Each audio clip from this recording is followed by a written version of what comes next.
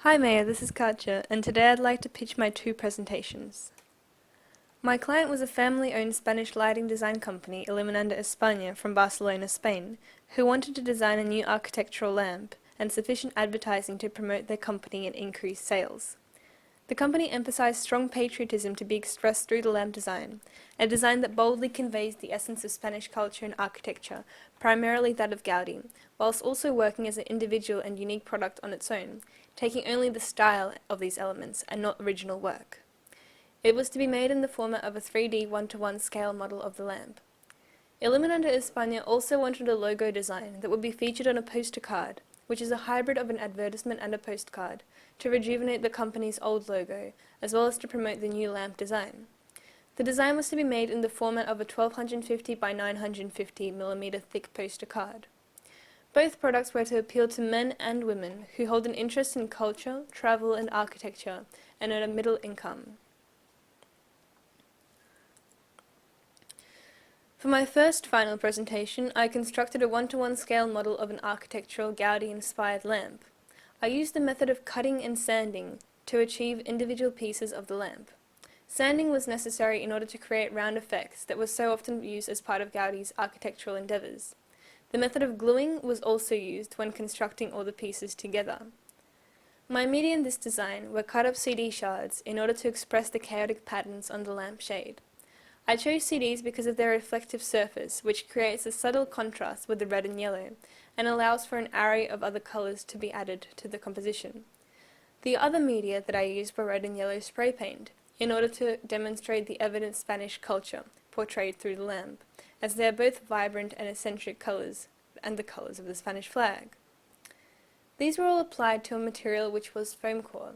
Foam core was the easiest material to cut shapes from and was also thick enough to convey the true size of the lamp.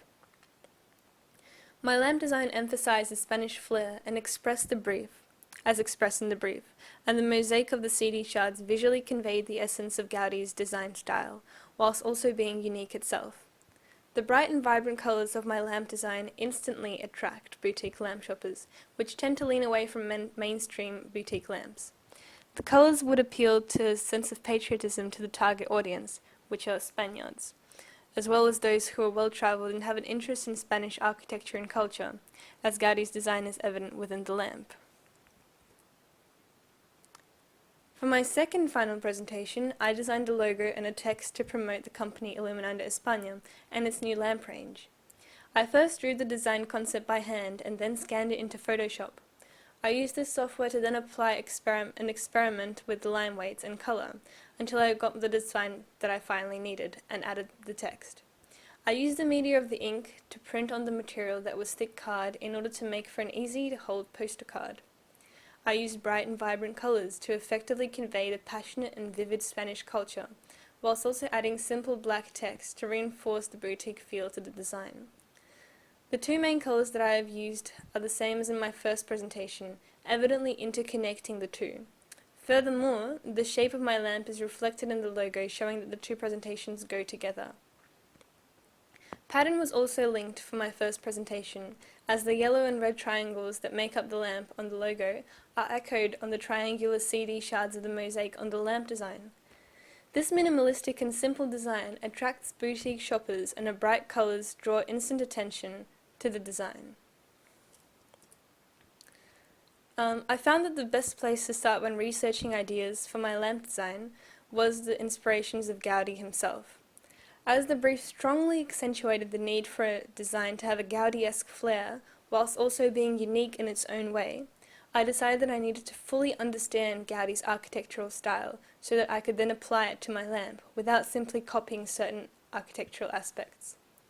I discovered that Gaudi was inspired by many architectural art movements, some of which are fairly contrasting to one another, which is probably the most likely the reason as to why his style is so unique. He was inspired by the Gothic movement, here, as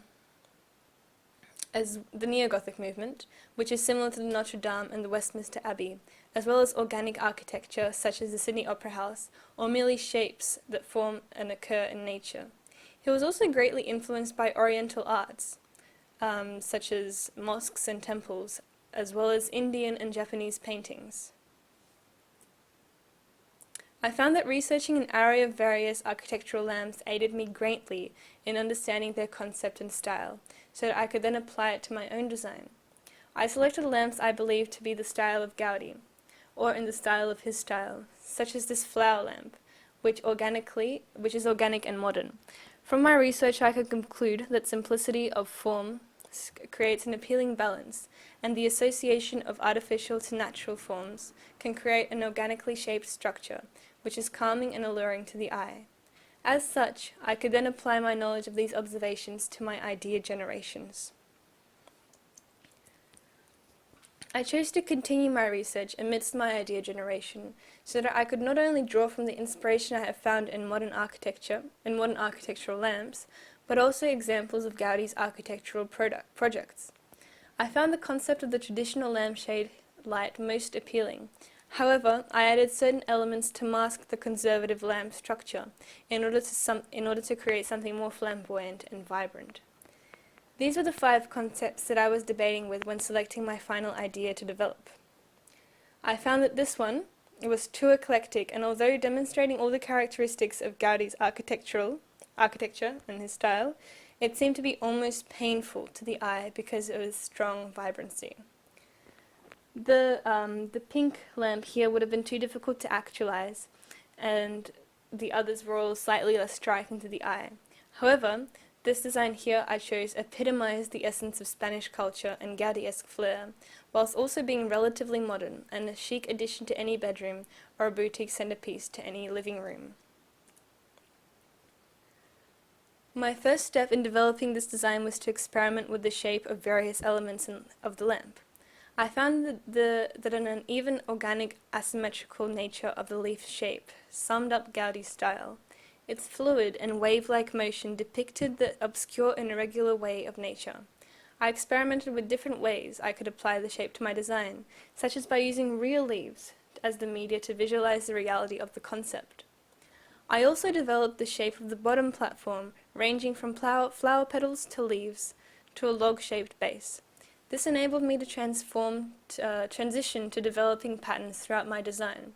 I was inspired by the octopus pattern, which I was thinking of replicating in a variety of ways on the bottom leaf part of the lamp.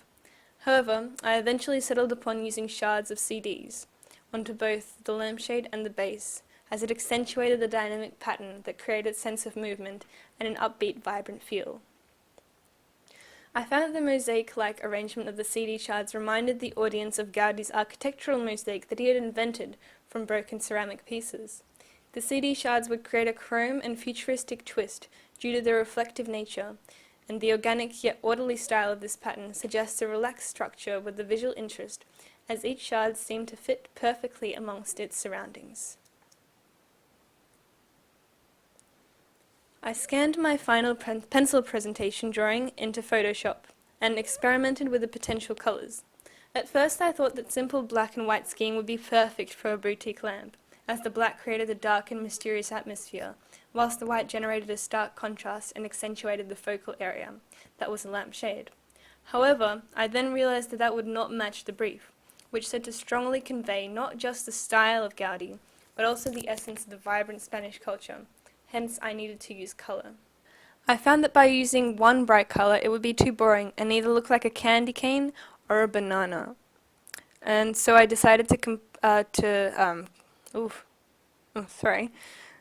So I decided to be bold and make a statement of a lamp, combining the 2 bright colors of the Spanish flag, eradicating all black and white completely. I struggled in deciding whether to have a yellow or red exterior, but eventually settled upon red on the outside of the lampshade, because they would work well with the contrasting CD shards, whilst the yellow interior would act like a luminescent flame that would brightly reflect the inside light.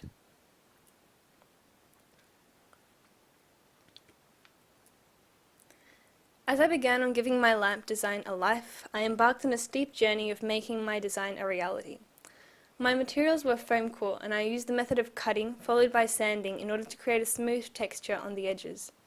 I then painted the pieces individually, and I realized that upon drying, the newspaper had stuck to the bottom of each of the pieces. Nonetheless, I scraped them off and reapplied the spray paint onto the sides. In order to conceal the damaged section of the triangle, I placed that particular side face down when stacking them into the stalk of the lamp. In order to avoid further complications such as slanting and tilting when stacking the stalk, I came up with a plan to break it up in sections. I would first stack two onto one another and secure them with glue, in pairs, followed by layering them 2 by 2, 4 by 4, 8 by 8 and so on until finally it became one giant stalk.